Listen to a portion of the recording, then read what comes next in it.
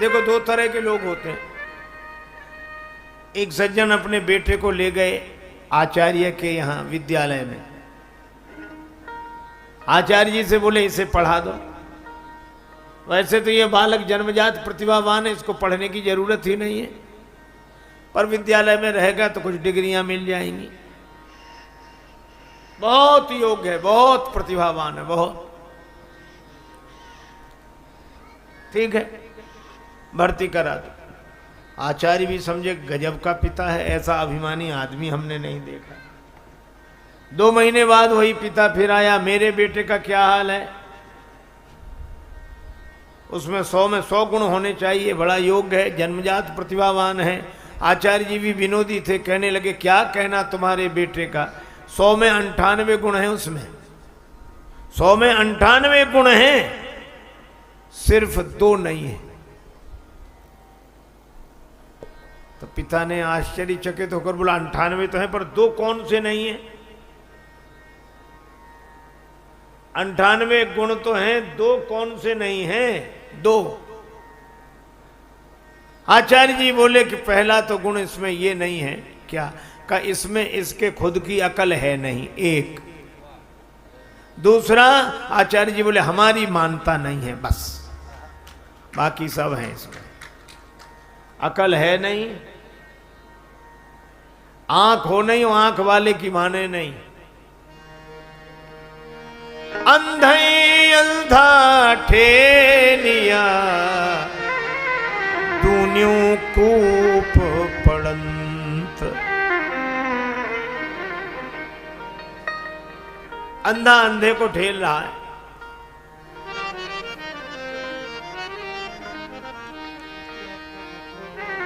मैं कही का समझा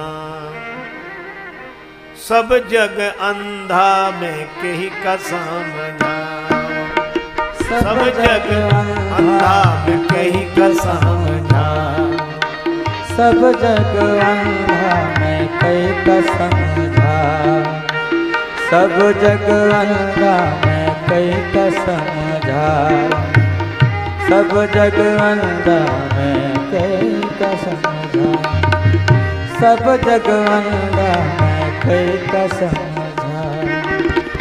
बिन गुरु ज्ञान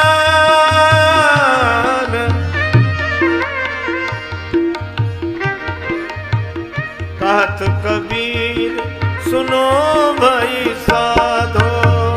कहत कबीर सुनो भाई साधु। बिन गुरु ज्ञान भटक गयो बंदा, बिन गुरु ज्ञान भटक गयो बंदा, मैं कही का समझा सब जग अंधा, मैं कही का समझा ओ सब जग अंधा, मैं कही का समझा सब ही भुलाने, सब ही भुलाने पेट के धंधा, में कही का समझा सब जग अंधा, मैं कही का समझा सब जग अंधा, मैं कही का समझा।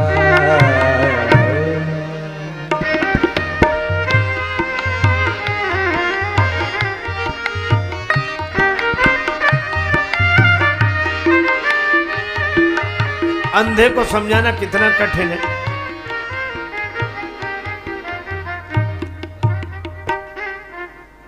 एक आदमी कह रहा था कि महाराज अंधेरे में कुछ नहीं दिखता।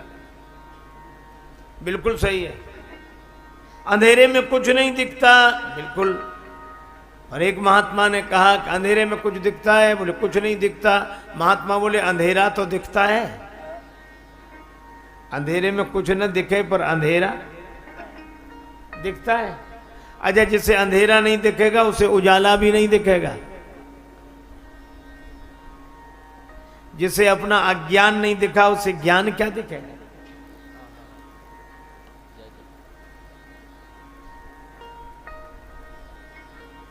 एक बार एक भिखारी गया भिक्षा मांगने। भंडारे में उसे मिली खीर, बड़ी स्वादिष्ट लगी। लौट कर आया तो उसका साथी था अंधा, और भैया तुम हमको नहीं लेकर गए, कहाँ चले गए थे, और हम थोड़ा इधर गए तब तक तुम चले गए, चलो खैर चले। क्या मिला खाने को? तो आंख वाला बोला खीर मिली। खीर? खीर? अंधा बोला खीर कैसी होती है? खीर नहीं जानते ना? कैसी होती? का सफेद सफेद होती।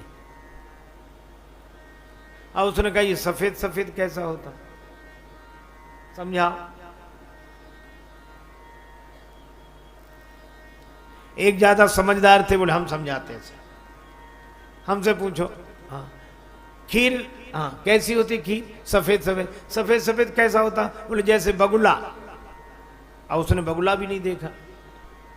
बगुला कैसा होता? लाओ तुम्हारा हाथ। हाथ पकड़ा, अपना हाथ ऐसे टेढ़ा किया और उसका हाथ ऐसे घुमाया। ऐसा होता है बगुला, ऐसा सफेद सफेद, ऐसी खीर। तो अंधा क्या कहता? बाप रे, बड़ी टेढ़ी खीर रही होगी ये तो। अब बोलो, खीर कभी नहीं समझ सकता। अच्छा अंधे से कहो प्रकाश होता है, कैसे समझे वो प्रकाश को? अगर प्रकाश होता है तो उसकी आवाज सुनाओ। अरे उसमें आवाज नहीं आती। तो हाथ से छू कर देखेंगे प्रकाश ऐसा, अरे उसे छुआ नहीं जा सकता। तो सूंघ कर देखें उसकी गंध कैसी होती, का सूंघा नहीं जा सकता। तो स्वाद लें तो उसका स्वाद नहीं लिया जा सकता। तो अंधा बोला तब होता ही नहीं है प्रकाश। कैसे समझाओ? भगवान बुद्ध ने कहा कि तुम इसे समझाने की बजाय किसी योग्य वैद्य के पास ले जाते और वैद्य उपचार करता और इसको आंखों की रोशनी मिल जाती, तब ये जरूर कुछ समझ लेता। ऐसे ये समझ नहीं सकता। मैं भी आपसे कह रहा हूं कि दो ही हम में सारी विशेषताएं हैं, दो नहीं हैं। खुद की अकल है नहीं और अकल वालों की हम मानते नहीं। सती जी ने कुछ कहा नहीं, पर शंकर जी समझ गए। और शंकर जी ने कहा सुनो सती, ऐसा संशय मत करो। मुनिधीर जोगी सिद्ध संतत विमल मन जय ध्यावई। मुनिधीर जोगी मन जन गावई।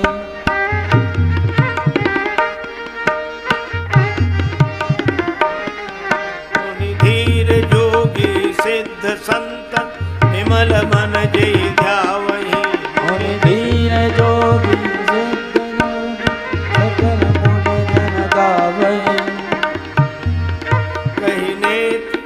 कही नेति निगम पुराण आगम जासु कीरति गावई।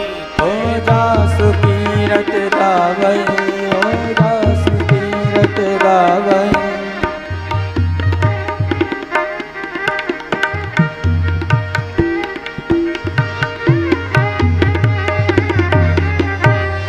नेति निगम पुराण आगम जासु कीरति गावई। कहे नेति निगम पुराण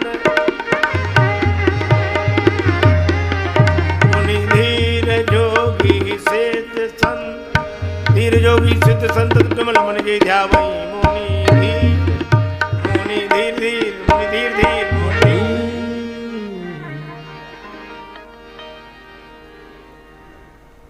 हे सती, राम जी भगवान है, धैर्यवान मुनि, इनका चिंतन करते हैं। सोई मम इष्ट देव रघुवीरा, सेवत जाहि सदा मुनि धीरा।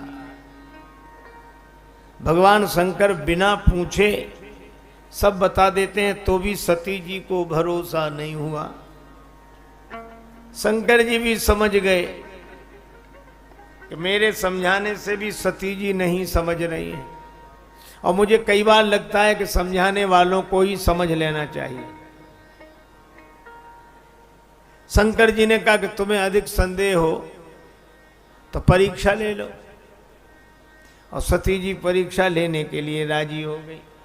शंकर जी ने कहा विश्वास नहीं करे उस जतन विवेक विचारी, या तो मेरे वचनों पर विश्वास होता, नहीं तो विवेक पूर्वक विचार करके देखो। और सती जी चली, विवेक तो बचा नहीं। जो संत का साथ छोड़ दे तो विवेक कहां बचा। बिनु सत्संग विवेक न होई, सत्संग को छोड़ते विवेक चला गया। अब करई विचार करऊं का भाई, विचार करती क्या करूं। पुनि पुनि हृदय विचार करी, धरि सीता कर रूप। श्री सीता जी का रूप बनाया, जिसे ये खोज रहे हैं मैं उसी रूप में प्रकट हो जाऊं। और श्री सीता जी की कृपा से जासु कृपा निर्मल,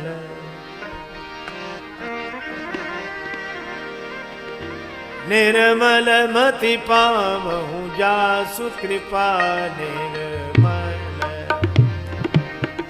निर्मल मति पावहु जासु कृपा निर्मल, मति पावहु जासु कृपा निर्मल,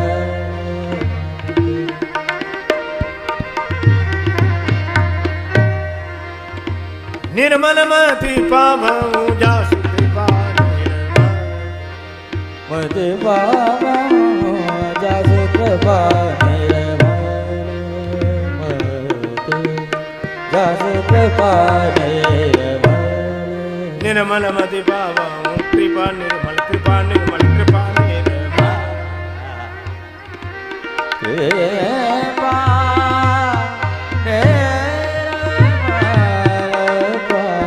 जासु कृपा निर्मल, जासु कृपा निर्मल, जासु कृपा निर्मल।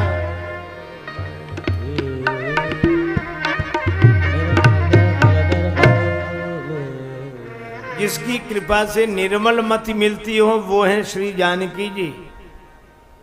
और सती माता की बुद्धि में है इस समय अभिमान। इसका अर्थ यह है कि मलिन बुद्धि वाले भेष तो निर्मल बुद्धि वालों का ही बनाते हैं। मन मैला तन उजला बगुला जैसा भेख, और इससे तो कागही भले भीतर बाहर एक। भगवान आए, सती माता को प्रणाम किया और कहो बहोरी कहां वृष केतु। अब सती माता बड़ी दुखी, वे सोच रही थी कि हम शंकर जी से कहेंगे जिनको आपने प्रणाम किया हम उनसे प्रणाम करा के आए, लेकिन भगवान ने जब प्रकट कर दिया अपना स्वरूप तो घबरा गई। राम जी ने सोचा सती माता को दुख हुआ तो जहां चितवई तहां प्रभु आसीन। सती माता ने आंख मूंद ली, और इस कथा से यही संकेत मिलता है कि अभिमानी के विरुद्ध अगर सत्य का स्वरूप प्रकट हो तो वैसे सत्य से आंख ही मूंद लेता है, पर आंख मूंद लेने से सूरज छिप नहीं जाता। एक बार एक व्यक्ति अपनी ससुराल जा रहा था, मित्र से मिलने गया। मित्र ने कहा कहाँ आज बड़े तैयार दिखाई दे रहे हो। उसने कहा ससुराल जा रहे हैं, तुम भी चलो। मित्र बोला ये कोई ले जाने का ढंग है, पहले से बताते तो हम भी अपने कपड़े आदि पहनकर तैयार रहते। मित्र बोला कपड़ों में क्या हमारी पहन लेना, देत लेत मन संक न धरी, मित्रता में क्या हमारे पहन लेना, ठीक है। मित्र ने अपने कपड़े दे दिए, उसने पहन लिए, दोनों मिलकर ससुराल गए। अब वहां लोगों ने बड़ा स्वागत सत्कार किया। पड़ोस में बैठने के लिए गए तो एक ने पूछा बहुत दिन बाद आए, आपकी बड़ी प्रतीक्षा हो रही थी, आपके आने से बड़ा अच्छा लगा, लेकिन ये आपके साथ कौन है। अब उन्होंने परिचय देना शुरू, हमारे मित्र बहुत अच्छे आदमी हैं। बोले कहां जा रहे हो, हमने कहा ससुराल। हमने कहा तुम भी चलो। बोले कपड़े नहीं है, तो कपड़े भी हमारे ही पहने हैं। मित्र बहुत अच्छे। अब मित्र को बड़ा बुरा लगा, एकांत पाकर मित्र ने कहा कि मैं तो जा रहा हूं, तुम्हारे जैसा हमने आदमी नहीं देखा। लोग हमारे बारे में पूछते हैं कि कपड़ों के बारे में, तुम कपड़ों के बारे में काहे को बताते हो। अरे बोला अब क्षमा करो, गलती हो गई, अब नहीं बोलूंगा। अब दूसरी जगह फिर बैठने गए, लोगों ने परिचय पूछा, कहने लगे हमारे बड़े अच्छे मित्र हैं। और हमने कहा ससुराल जा रहे हैं, एक ही कहने से हमारे साथ आ गए और कहते कहते निकल गया कपड़े। अब कहा कि मित्र फिर डांटेगा कि ये कपड़े, तो लोगों ने कहा कपड़े क्या कपड़े, तो बोले कपड़े ये इनके अपने हैं, ये खुद के कपड़े पहने हैं, खुद के अपने अपने। और लोगों ने सोचा कपड़े तो सब खुद के पहनते हैं इसमें। मित्र ने फिर कहा कि अब मैं नहीं रुकूंगा, तुमने फिर कपड़ों के बारे में, तो कहा हमने तो तुम्हारे ही बताए, तो बताए क्यों, लोग हमारे बारे में पूछते कि कपड़ों के बारे में। बोला अब मैं कहूंगा ही नहीं, बिल्कुल नहीं कहूंगा। मित्र फिर रुक गया, पर तीसरी जगह बैठने गए, लोगों ने परिचय पूछा कि आप तो बड़े अच्छे हैं, आपके साथ हमारे मित्र हैं, बड़े प्रेमी हैं, एक ही कहने से हमारे साथ आए और इनकी जितने गुण गाए जाएं सब कम हैं, लेकिन क्षमा करें हम कपड़ों के बारे में कुछ नहीं कहना चाहते। अब फिर कपड़े, अब भीतर भरे कपड़े। हम जो चीज खाएंगे डकार में गंध भी तो उसी की आएगी, तो भीतर जो भरा हो वही बाहर दिखेगा। निराकार हूं मैं न साकार हूं, भक्त की भावना से तदाकार हूं। भक्त मुझे जिस दृष्टि से देखता है वो उसी दृष्टि से मैं दिखाई पड़ता हूं। अपने भाव के अनुसार भगवान का दर्शन होता है। सब भगवान को अलग अलग रूपों में देख रहे हैं, अलग अलग भावना से देख रहे हैं। कोई प्रेम से भर रहे हैं, कोई भय से भर रहे हैं। ये भी दे रहा जाए जस भाव, जिसको जैसी भावना रहे। राम जी से अधिक राम जी के दास की महिमा मैंने एक संत के मुख से सुना था। एक बार एक दंपति पति पत्नी मेले में गए। अब मेला में उनका मेल बिछुड़ गया, ऐसा भीड़ का रेला, पति एक तरफ पत्नी एक तरफ। अब दोनों एक दूसरे को ढूंढे, तो ऐसे मौके का फायदा उठाने वाले लोग चूकते कहां। राम जी का मंदिर था सामने। पुजारी बोला क्या बात है? बोले बहुत ढूंढ रहे हैं, पत्नी यहीं कहीं खो गई। अरे बोले भगवान से प्रार्थना करो, चलो। बड़े संपन्न आदमी थे, पुराने जमाने की बात। एक थाल में लड्डू मंगा कर रख लिए, 500 रुपए रख दिए और प्रार्थना करने लगे, अब तो रघुनाथ कृपा कर दो, घरनी को लगे न बिना घरनी को। अब सामने हनुमान जी का मंदिर था, वो अलग। हनुमान जी के मंदिर के पुजारी ने सोचा कि इतने लड्डू और रुपया सब उधर ही जाएगा, इधर आता तो ठीक रहता। तो वहीं से बैठे बैठे बोला, सेठ जी वहां क्यों चले गए? यहाँ आओ। इशारे से बोला यहाँ आओ। सेठ जी थाल ले आओ इते, कर दे ये कृपा जो लला अंजनी को। हनुमान जी के पास ले आओ, काम बन जाएगा। कपिराज से प्रीत विनीत करो, फिर से मुख देख सको पत्नी को। सेठ जी बोले कैसी बात करते हो? हनुमान जी तो सेवक हैं, राम जी तो इनके स्वामी हैं, हम सीधे स्वामी के पास पहुंचे। सेवक के पास आने की क्या जरूरत है? राम जी कर सकते सब कुछ। अरे बोले सेवक स्वामी की बात छोड़ो, अपने अपने विभाग की बात है, ये काम उनसे नहीं बनेगा। क्या क्यों नहीं बनेगा? राम जी सब कुछ कर सकते हैं तो मेरी पत्नी को भी खोज सकते हैं। हनुमान जी के मंदिर का पुजारी बोला कि जाने दो, तेरी त्रिया को मिलावे कहा, जो पतो न लगाए सके अपनी को। तुम्हारी पत्नी क्या ढूंढेंगे, उनकी भी खो गई थी तो यही गए थे ढूंढने। और उसने तो अपने मतलब के लिए तर्क दिया पुजारी, पर सेठ जी के मन में बात जम गई। हनुमान जी के मंदिर पर आए, सचमुच उनकी पत्नी भी आ गई वहीं दर्शन के लिए। सबके मुख से निकला कि भाई विनोद में ही सही, पर राम थे अधिक राम कर दासा। हनुमान जी की आज भी पूछ है, लेकिन ये पूछ है क्यों? क्योंकि जासु हृदय आगार बसई राम सर चाप धर। अभिमान हृदय में रखने वालों की पूंछ नहीं रहती, भगवान को हृदय में रखने वालों की पूंछ रहती है। ये विचार करो, तुम्हें भगवान ने बनाया कि भगवान को तुमने बनाया?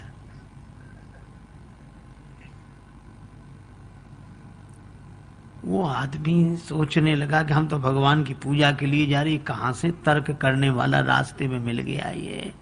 तो उसने कहा कि भैया तुम बताओ क्या करें हम तो मंदिर में दिया रखने जा रहे हैं, पूर्वजों से हमारे सब पितर यही करते आए हैं।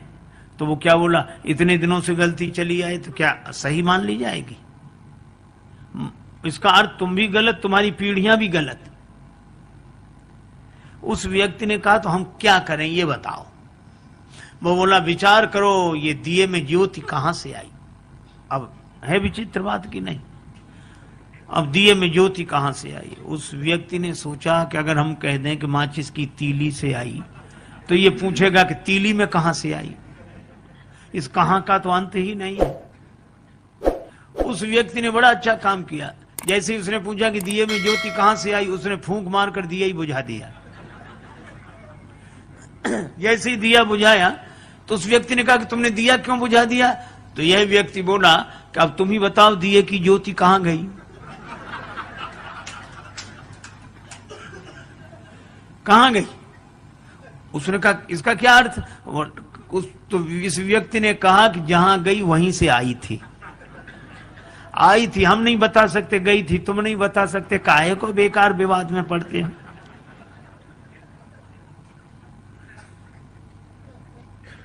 अच्छा, इस तर्क से कुछ हल भी नहीं होता, कुछ हाथ भी नहीं लगता। तर्क से आप कुछ भी सिद्ध कर दो। महाभारतकार कहते हैं तर्को अप्रतिष्ठा। इस तर्क की कोई प्रतिष्ठा नहीं है।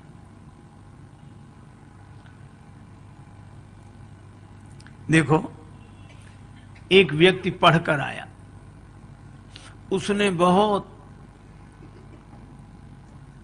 विद्या अर्जित की थी।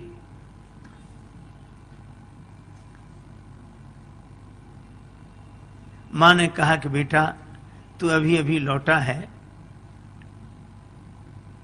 स्वल्पाहार कर ले, 2 लड्डू खा ले। बेटा बोला पहले मेरी विद्या का चमत्कार देखो जो मैंने पढ़ा है। मां बोली क्या चमत्कार? बेटा बोला असंभव को संभव सिद्ध कर दूं।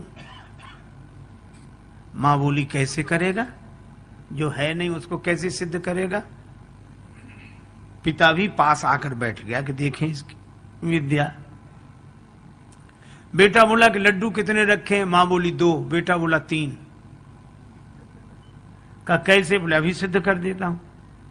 कहा गिनो। मां ने गिनना शुरू किया। 1 लड्डू में 1, दूसरे लड्डू पर उंगली रखी 2। बेटा बोला 2 और 1 3। अब मां इधर से भी गिने 1, बेटा कहे ठीक 2, बेटा तुरंत कहे 2 और 1 3। गणित का सिद्धांत, जहां 2 और 1 वहां 3 तो होते ही हैं। अब मां ने कहा कि बेटा मैं सिद्ध भले ही ना कर पाऊं पर लड्डू तो 2 हैं।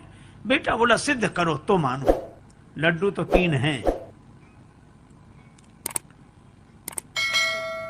उसका पिता बैठा था पास में, और पिता भी तो उसी का पिता था। उसने कहा कि बेटा तुम्हारी मां बिना पढ़ी लिखी है, समझती नहीं है, पर मुझे साफ साफ दिखाई देने लड्डू 3 है। तुमने जो सिद्ध किया बिल्कुल सही, लड्डू 3 है। अब एक काम करना।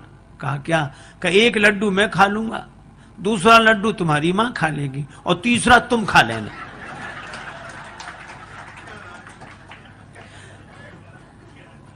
अरे भाई हाथ लगा क्या? इश्क वाले कर गए तय मंजिलें, इश्क वाले कर गए तय मंजिलें, आकिलों के रास्ते दुश्वार थे। एक आदमी गांव में गया अपने मित्र के साथ, घूमने निकला तो छोटा सा गांव, एक व्यक्ति तेल बेचता था, अकेला आदमी, और भीतर उसने कोल्हू चला रखा और बाहर बैठकर तेल बेचे।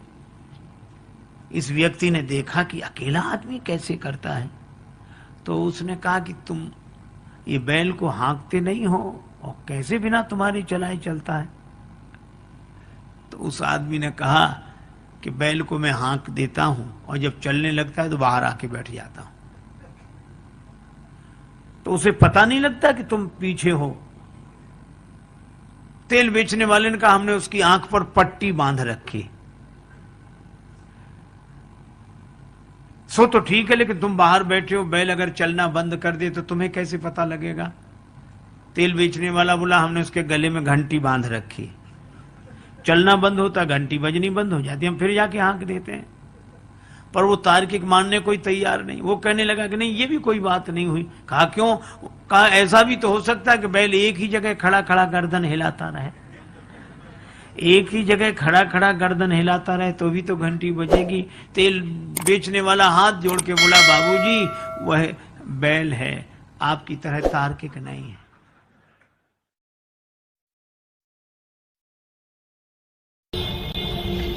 एक बार दो बड़े संपन्न श्रीमंत सेठ बैठे थे, आपस में चर्चा हुई।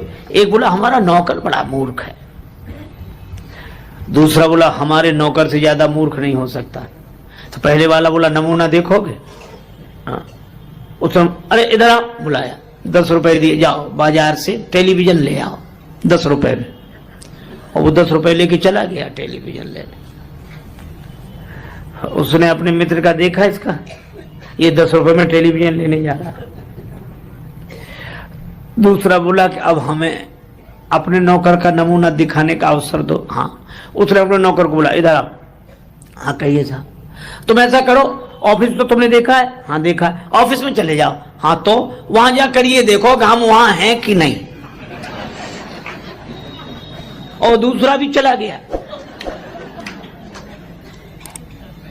मालिक दोनों हंस रहे थे कि कैसे मूर्ख है, लेकिन ये मूर्ख की पहचान है जो अपने को मूर्ख समझे, जिससे अपनी मूर्खता ही समझ में ना आए। वो दोनों मिल गए वहां। नौकर मिले तो कहने लगे हमारा मालिक बड़ा मूर्ख है। क्यों? कह रहा था 10 रुपए में टेलीविजन ले आओ। टेलीविजन तो 4 ले जाते, पर उसे ये तो सोचना चाहिए था आज इतवार है, बाजार बंद है। बोलो।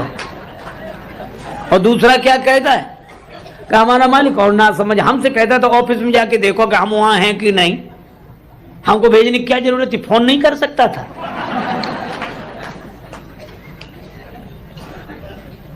दोनों ही नहीं समझ रहे। एक गुरुजी ने एक चेला बनाया, तो चेला बनते ही वो बोला कि गुरुजी अब आप गुरु हम चेला, हमें कुछ सुनाओ। पहले शिष्य लोग कहते महाराज कुछ समझा दो, अब समझ सुनाओ। तो गुरुजी ने कहा कि बेटा राम राम किया करो। अरे कहिए साधारण सब लोग लेते, इसमें क्या है। गुरुजी भी समझ गए कि चेला नहीं गुरु ही मिला है। तो गुरुजी ने कहा कि बेटा रामायण, रामचरितमानस रामायण और सब। बोले ये भी साधारण चीज सब लोग गाते हैं, रामायण में क्या है, ऊंचा सुनाओ, ऊंची बात। गुरुजी ने कहा फिर गीता, हाँ ये कुछ चलेगी। तो गुरुजी बोले महात्मा आज सुनाते हैं, गीता कल सुनाएंगे, महात्मा ही सुनाओ। तो गुरुजी ने वही श्लोक सर्वोपनिषदो गावो दुग्धा गोपाल नंदन और 12 सभी उपनिषद जो हैं सो गाय हैं, दोहने वाले भगवान श्री कृष्ण हैं, और यह गीता ज्ञान ही दुग्ध है, पान करने वाला बछड़ा अर्जुन है। और चेला कहे वाह महाराज, आ महाराज क्या बात, क्या बात, वाह वाह वाह। सो गुरुजी 1 घंटे की जगह 1.5 घंटे बोलते रहे। बाद में गुरुजी ने कहा कि बेटा कुछ समझ में ना आया हो तो पूछ लो। बोला हमें समझना है, आप कम समझाते हो, हम ज्यादा समझते हैं। गुरुजी ने मन ही मन कहा कि हम ही नहीं समझ पाए पहले तुम्हें, लेकिन फिर भी कहा कि हम गुरुजी हैं तो कुछ तो पूछ लो, गुरु होने की कुछ। अच्छा तो और सब समझ में आया, एक एक अक्षर समझ में, एक जरा सी बात समझ में नहीं आई। गुरुजी बोले वो क्या? बोले आप बार बार कहते थे दो गधा गोपाल नंदना, तो ये दो गधा कौन थे? बोलो।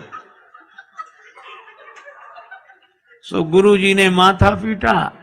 चेला बोला बताया नहीं दो गधा कौन थे? गुरुजी बोले एक हम और दूसरे तुम। एक गांव में रहता था एक कोई व्यक्ति, उसकी नाक कट गई झगड़े में या किसी तरह कट गई। अब कौन वहां तक पता लगाने जाए, कट गई। अब बेचारा परेशान, एक तो नाक कट गई, गांव में जहां से भी निकले सभी लोग कहते नकटे भैया आ रहे, कोई कहता नकटे ताऊ, कोई नकटे चाचा, कोई राम राम भी करता तो कहता नकटे चाचा राम राम। उस बेचारे को बड़ा बुरा लगे, लेकिन करे क्या? नाक को छिपावे भी तो कैसे? कान कटे तो कुछ टोपी लगा ले, कपड़ा बांध ले, आंख ना हो तो चश्मा लगा ले, नाक का क्या करे? सीधे सामने ही साफ। तो उसने सोचा नाक कट गई तो नकटे की कोई इज्जत तो होती नहीं है। तो उस नकटे ने इज्जत पाने के लिए एक युक्ति सोची। क्या? साधु बन जाओ।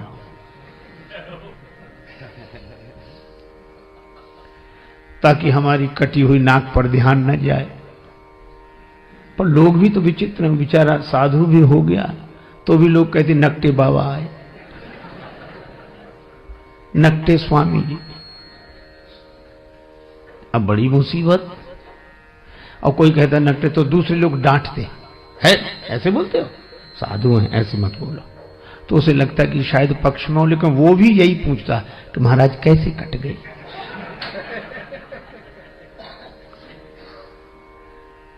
अब उसको लगा कि इस क्या करे, तो एक कुटिल योजना उसने मन में बनाई। एक आदमी ने एकांत में आकर पूछा कि नाक कैसे कट गई? बोला ये बहुत बड़े रहस्य की बात है, कटी नहीं है, हमने खुद काटी है। सो क्यों? एक दिन भगवान ने कहा स्वप्न में, तू मुझे चाहता है, मेरा भक्त है, तो मेरे लिए क्या कर सकता है तो मैं तुझे प्राप्त हो जाऊं। मैंने स्वप्न में कहा आप जो कहें, सिर काट कर रख दो। भगवान ने कहा सिर नहीं, केवल नाक काट ले, मैं दर्शन दूंगा और सदा तुम्हारे सामने रहूंगा। तो जब से नाक काट दी मैंने, भगवान प्रकट हो गए और देखो ये दिख रहे हैं सामने, दर्शन रहा। हा जय हो प्रभु, ये भगवान दिख रहे हैं, हमेशा रहते, हमको खूब दिखते हैं। और भगवान ने एक बात और कही थी कि तुम जिसकी काट दोगे उसे भी दिखेंगे।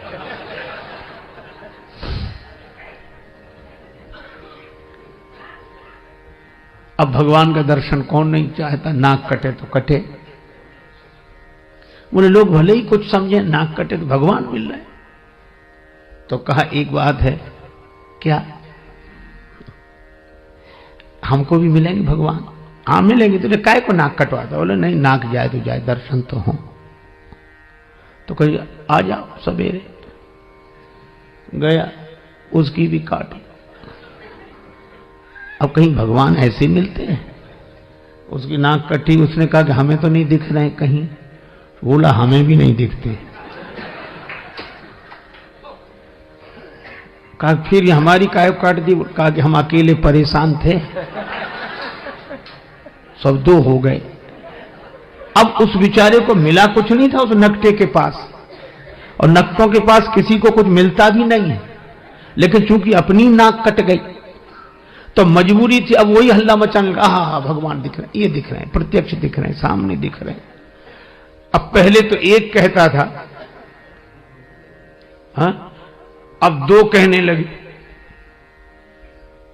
बोलो, प्रचार इतना हावी हो जाता है कि प्रचार इतना प्रभावपूर्ण ढंग से जीवन में अपना प्रभाव डालता है कि प्रचार के चक्कर में आदमी विचार करना ही भूल जाता है। विचार बेचारा जैसी कौंधता है वैसी प्रचार कोई कहता है अरे क्या बात करते हो, अगर कुछ नहीं होता तो इतना होता। तो आदमी फिर चुप रह जाए। अब दो कहने लगे ये दिख रहे हैं भगवान, ये दिख रहे हैं। दो में से किसी को नहीं दिख रहे थे, पर चूंकि नाक कटी थी तो मजबूरी में कहना कि दिख रहे हैं। तो तीसरे ने भी कटवा लिया, अब 3 हो गए। अरे 3 क्या, उन्होंने 300 कर दिए, धीरे धीरे 3000 हो गए, इतने नाक कटी। अब जब भीड़ हो गई तो आदमी को विश्वास करना मजबूरी थी कि मिले होंगे भगवान, इतने लोग नाक कटाते। नकटों का समूह चल पड़ा, भीड़ की भीड़ नकटों की, किसी को कुछ नहीं मिला, सब हल्ला मचा रहे, झूम रहे, ना ये मिल गए, ये मिल गए। वो तो एक साहसी आदमी आया, उसने कहा हमारी कटी सुकटी औरों की तो बचा लें। तब उसने हिम्मत करके कहा कि यहां कुछ नहीं है, यही है। भीड़ के साथ एक ही शब्द है, भाड़। भीड़ भाड़, भीड़ अक्सर आदमी को भाड़ में ही ले जाती है।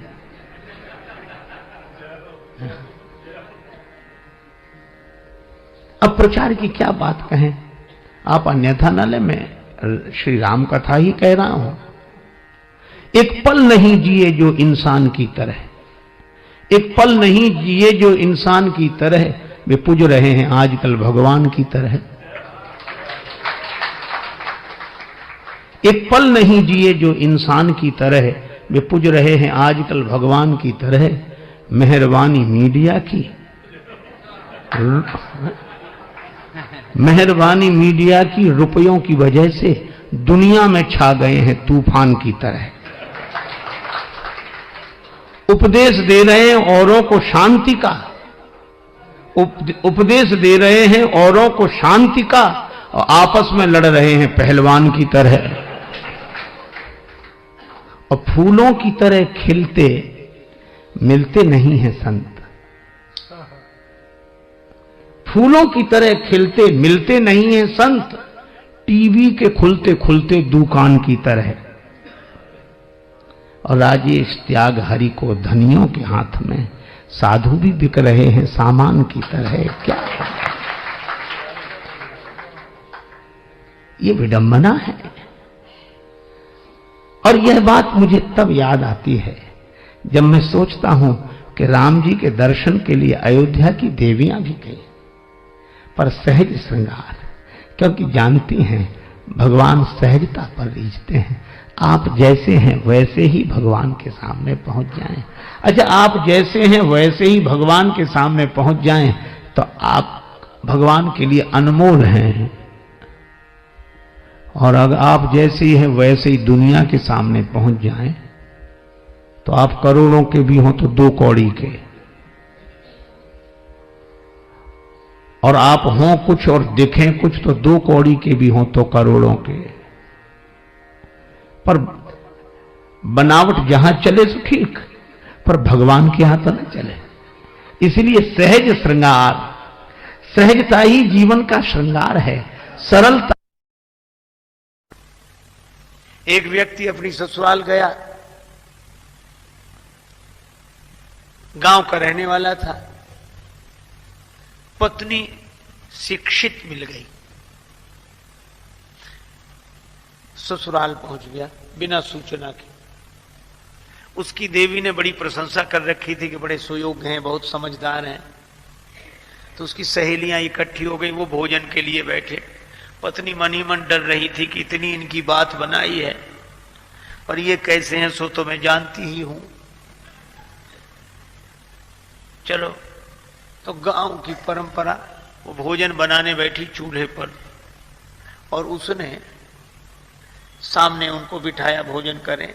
अब उसकी सहेलियां परोस रही थी भोजन बार बार। पूड़ी साग थाली में आया, वो ऐसा विचित्र आदमी, एक पूड़ी उठा गया। सोच रहा था छोटी सी पूड़ी है, इसके टुकड़े करना, ग्रास करना तो बेकार है, पूड़ी ही ग्रास है। वो एक पूड़ी में साग रखे, और एक, अब उस देवी को बड़ा संकोच लगा, बड़ी लाज लगी, किसने नाक कटवा दी। और सहेलियां मुस्कुरा मुस्कुरा कर कहें जैसा आपने कहा था वैसे ही हैं, बड़े समझदार हैं बहुत। तो महिला बड़ी विवेकवती थी, उसने सोचा कि बात किसी तरह बन जाए।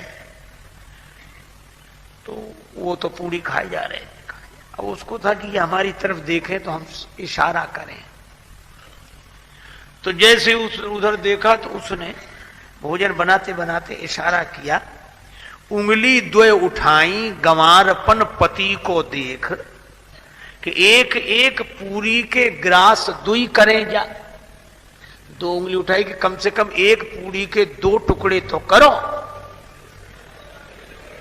इतनी छोटी भी नहीं है कि तुम 2 टुकड़े ही ना करो।